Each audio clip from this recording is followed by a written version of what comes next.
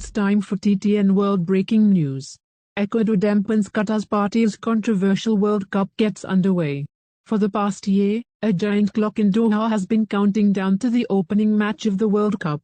Qatar and the world need wait no more, after this controversial tournament got underway Sunday with the host losing 2-0 to Ecuador, after a spectacular opening ceremony, which starred the likes of Hollywood actor Morgan Freeman and BTS star Jung Kook. The sport itself finally took center stage after being overshadowed by off-the-pitch matters during the build-up. It wasn't the result that many in Qatar would have hoped for. The host looked nervous and struggled against an opposition possessing experience and quality. In truth, the game was all but over at halftime, with Ecuador comfortably 2-0 up thanks to 2 goals by Enner Valencia.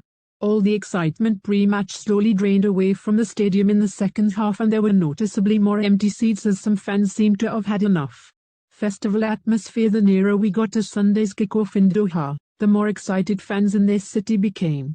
A magnificent firework display lit up the sky on Saturday night, and social media exploded with Qataris making their enthusiasm known about hosting one of sport's biggest events.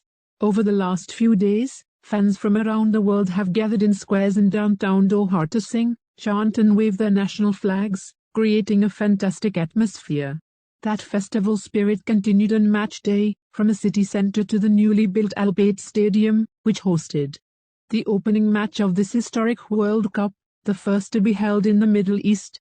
At times, it has felt like any other major international tournament, but the build-up to this event has, of course, been unlike any other. Corruption scandals plagued FIFA, world football's governing body, after it awarded Qatar the tournament in 2010, though Qatari officials have previously strongly denied to CNN the allegations of bribery which has surrounded its bid.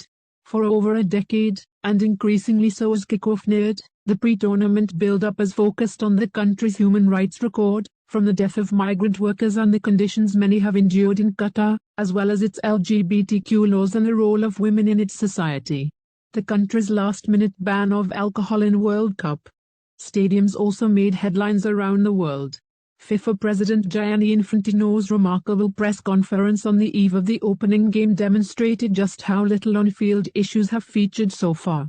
The FIFA boss addressed hundreds of journalists in Doha Saturday, and started the news conference with a near-hour-long speech, during which he accused Western critics of hypocrisy and racism.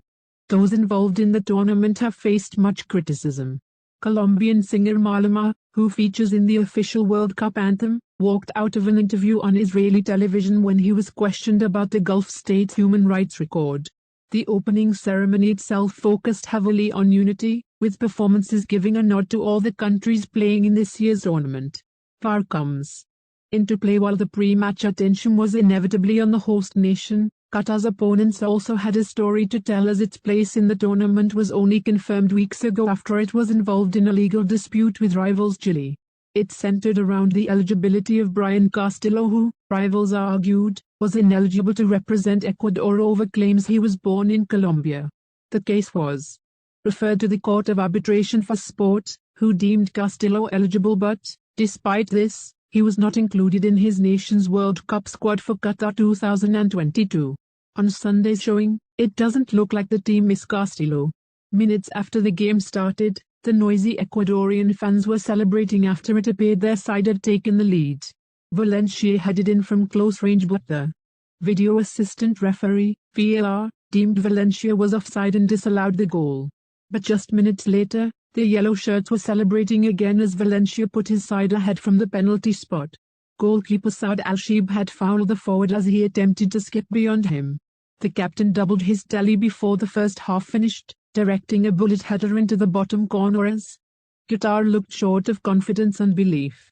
Now that the action is underway, organizers will hope attention will move away from human rights and other off-field issues.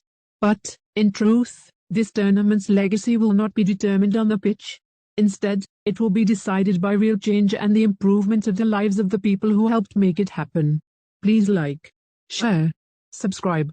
YouTube channel, TTN World. And don't miss for more latest news. And enjoy for watching FIFA World Cup Qatar 2022 for today. Thanks for watching.